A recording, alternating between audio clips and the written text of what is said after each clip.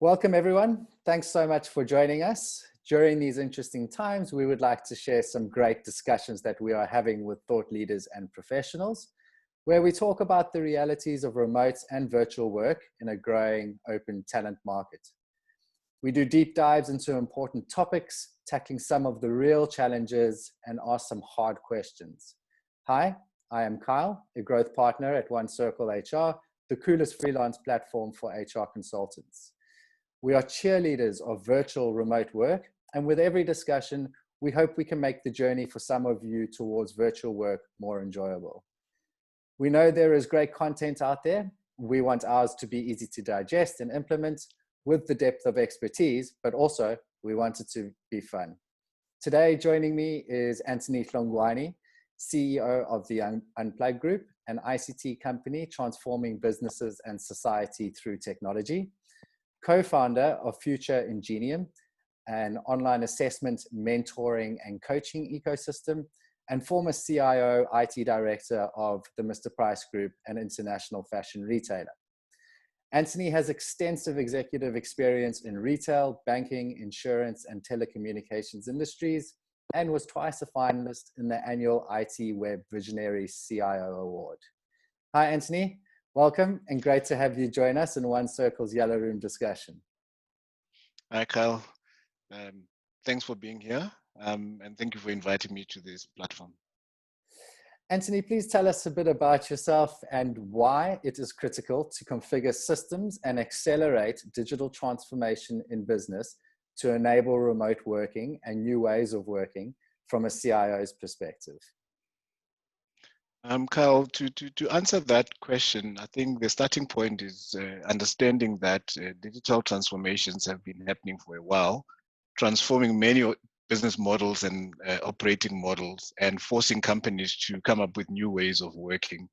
And I think in the last few months, we have seen another trend that was unexpected in COVID, which forced companies to really think out of the box in terms of how they do things and how they can take advantage of the situation. So in a nutshell, one of the key things, or the four things that I believe are important for us to take note of. First is that businesses have to take advantage of these new technologies that are coming up, or respond to unexpected incidents that may come for them to remain relevant in the market. Then having said that, the customer is also transforming at the same rate as what the digital transformations are bringing, because they start to learn new ways of doing things from their experiences and all that, and they expect that of business. So the second part is remaining relevant to your stakeholders as a business. Also, you need to make sure that your workforce remains productive. So some of these things bring the productivity that is required for a business to actually operate differently in its market. And the last thing is really about profitability. How are we making sure that by using these technologies, we can remain profitable? And I'd like to add one, as I've said before. So my fifth one is really, how do you remain relevant to your own employees in that workspace? So that is very important to also take into note when configuring or taking advantage of these new trends that are coming up and which are shaking most businesses as we speak.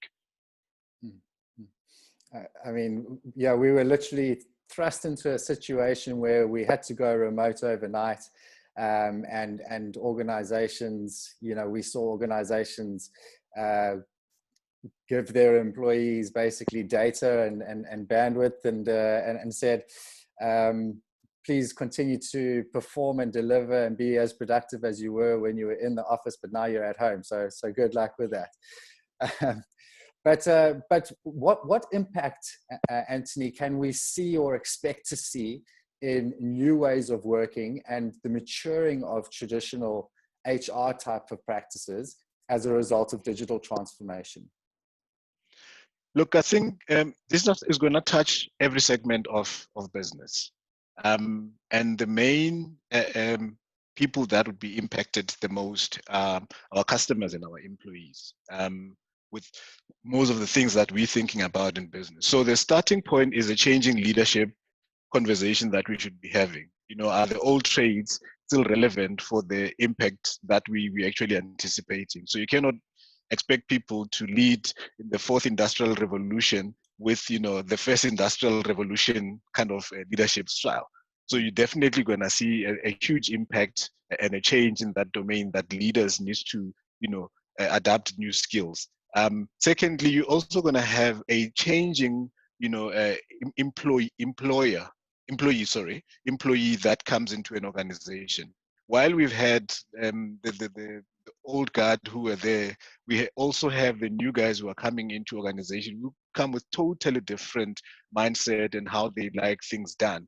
Which, I mean, you spoke about the data element that people were given. I mean, there are people who would want to work from home only, and you need to then transform as an organization to say, how do we deal with this kind of people that are coming our way? Because they'll question, why must I use my data for doing work that's there, or why must I come into the office when I can do everything that is really I can do from anywhere in the world? So that kind of employer kind of profile is going to be changing over time. I think also if you look at the ecosystem of business in general, that would be evolving as well, where we've seen with COVID that people became very innovative around how they were transforming their businesses. So there is a changing dimension around business models and operating models that would be impacted by this. But specifically to HR, I think there's a number of things that are changing. Policies that we used to have will not necessarily be the same. How you do performance management going forward will not be the same. So there's even how you recruit. You may need to be doing more profiling to ensure that the candidate that you're bringing into the organization, the hiring manager, can actually work together. Because you find that, the profile of people that you have and the leaders you have in the organization may be, creating a huge gap that you cannot really just employ anyone from the streets and they will work in the organization. So there's a number of dynamics that would be changing that would force people to think differently around a number of factors in their business in order to survive the wave that's coming. Okay, yeah, it's interesting. In terms of the HR architecture itself, are there any systems that you think will sort of lead the way in this transformation? There's a number of things that are changing in the HR dimension. So, for example, I spoke about performance management. So any HR system has to take into the new dimension of managing performance with people that you don't see every day. And I believe that data is going to play a very bigger role in terms of ensuring that you're able to measure performance, because you need a system where you will be tracking the activities that the individuals are doing. So, your project-based applications will need to come in there so that you are able to allocate tasks and people can be able to respond to those tasks and close them out. And then you can have that form of a data-driven performance management system. But having said that, there are other core business applications that would work with the HR community, because for having an engaged workforce, you need to be able to collaborate with the guys and also have those collaboration tools. Like, Teams and the Zooms of the world are doing that. But I think Teams play a bigger role in terms of creating the right platforms for people to collaborate. You can review a document from multiple parts of the world, kind of stuff. There's things around virtual reality on some of those guys who are doing product design and that kind of stuff, that someone could be sitting all over the world and they could be using virtual reality to create those kind of stuff. Then there's automation of processes themselves around, key things that people do at work, where they need to be more driven by systems more than the manual stuff. So those who are still on manual processes have to move to more automated processes so that people can work from everywhere. It doesn't mean that it takes away some of the manual activities. There'll still be more. There'll still be some that are still manual, but they need to be in the minimum. But I think also it's important to also up our security, because while we're moving to the digital space, we also have security that come into play. So we need to also ensure that we are in that space of dealing with that. So if I was to summarize it, I would say we need to focus on collaboration. You need to focus on automation of processes. You need to focus on more data-driven, processes that help with things like performance management and those kind of stuff. And then you also need to focus on security, but also on training. The likes of Udemy are providing, the platforms to train people from anywhere. So they don't need to be in a classroom all the time. So those kind of stuff is what we need to really focus on, and ensuring that we get those right in an organization for us to remain relevant. There's without a doubt the systems are changing, the ways of working are changing, and I guess the only thing that we know is that change is constant. So with this inevitable disruption, what HR practices and systems configuration are required to enable an adaptive workforce? So for me, I'll focus on the following item. So I think leadership plays a very important role in this arena. And and what I want to stress there is really not just the leadership traits, but highlight the fact that adaptability and resilience are the two other key stuff. So you need to be adaptive and agile as things change, that you have scenario planning, that you can quickly move your organization in the right direction from that angle. But because you're going to be making such quick turns, the element of failure is there. And how do you bounce back and make sure that you learn very quickly and bounce back and actually be able to move forward? So for me, that is one key thing.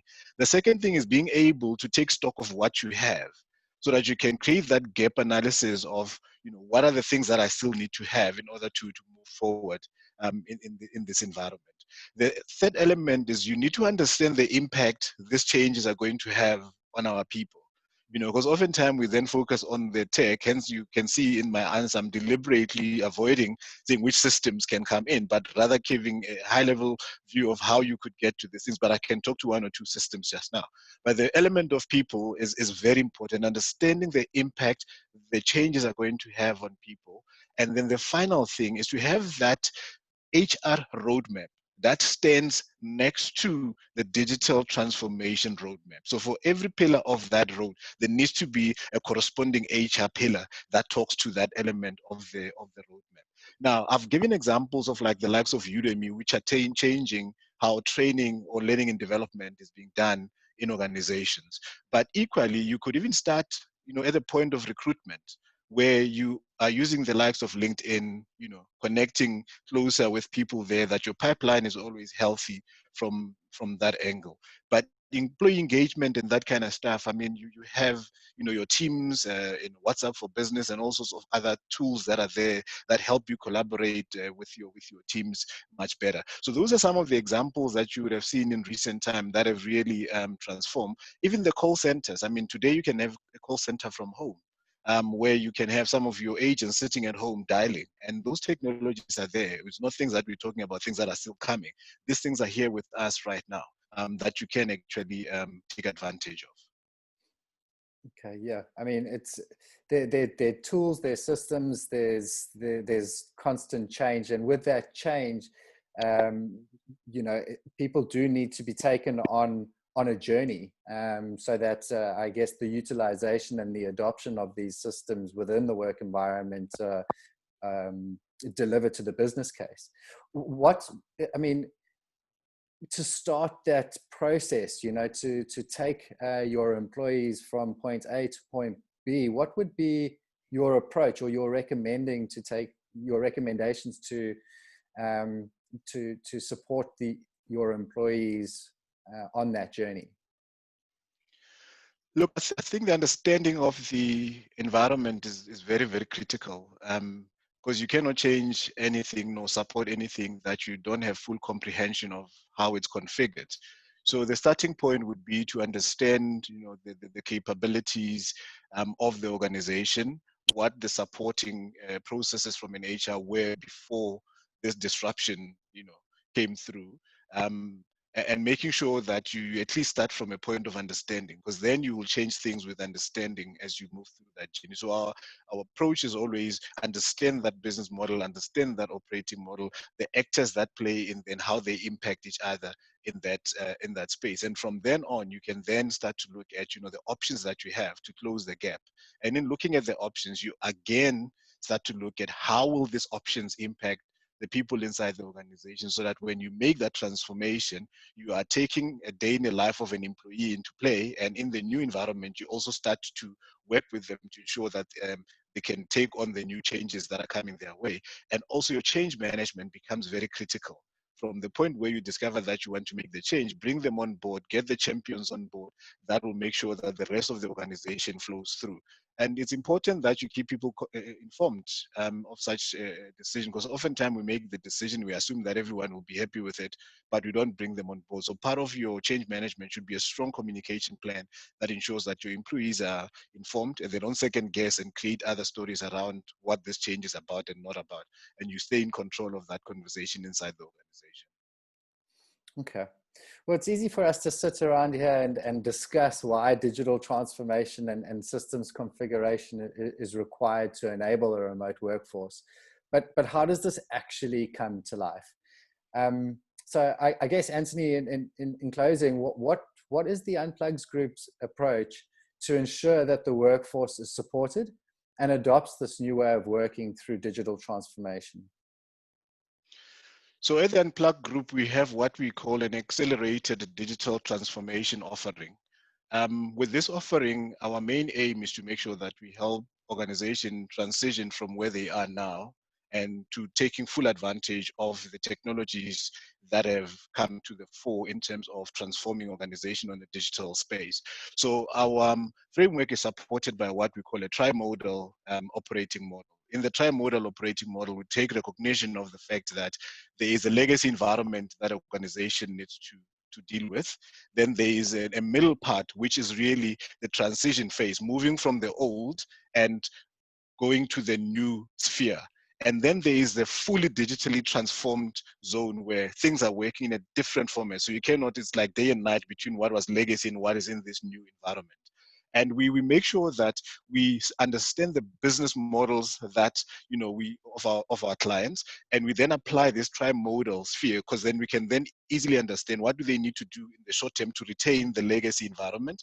As they start to move people into the transition zone, there's processes that help with that change management, and eventually when they move everyone onto the new environment, that everyone is ready to move into that direction. And we look at this thing from end to end, where it's like how you fund your operations going forward, because the way you're procuring services today is no longer the same as what it used to be. You're doing a lot of services kind of models now, that the financial models must change to be able to take on to these more OPEX driven models. Your HR organization is moving. The way you're going to hire people is going to differ in the legacy environment as compared to the new world that you are moving into. Your marketing, where your marketing people are, it's going to be totally different to everywhere that you are. How you configuring your process is going to differ, because today you can buy a package that gives you all your business core processes out of the box. You can configure as you like, but you're not going to be spending quite a lot. So there's a number of changing dynamic around this thing that we look at, and eventually it's all about making sure that all stakeholders in your business are happy, your employee is happy, your customer is happy, your partners are happy, and your shareholders are happy. So that whole model, we actually try and have a comprehensive view by understanding your business, coming up with our tri-modal experience to make sure that there's a journey from moving from one part to the other, and ultimately building an ROI behind that we drive with that. So that's how we look at digital transformations from our side, that it covers all spheres of your business.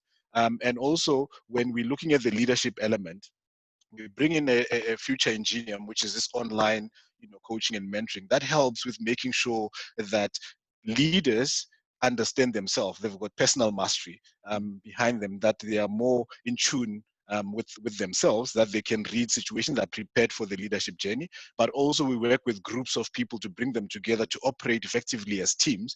And we're using the various techniques we have from Future Engineering to be able to do that. So if you take our offering, it actually gives you a sense of the marketing element, it gives you a sense of the people element and the technology element. The only area where we still not, we rely on our clients is the financial side of things, because we're not finance people. But the other three components, we've made sure that we've packaged a holistic view of dealing with digital transformation from our side. Amazing. It's a journey that needs to start, and there's no doubt that we'll be working in a very hybrid world in the near future, where we'll be both on site but also working remotely or working from wherever we want in flexible conditions. But Antony, thank you so much for joining us. We really appreciate you sharing your expertise. Your learnings and insights have been hugely valuable. Thank you so much. Thank you, Kyle, and thank you for having me. Thank you, everyone. Our next discussion will be about EVP and employer branding in the remote organization. So until the next time, you can mention us on social at OneCircleHR. And please follow us on LinkedIn and Twitter. See you soon. Thanks.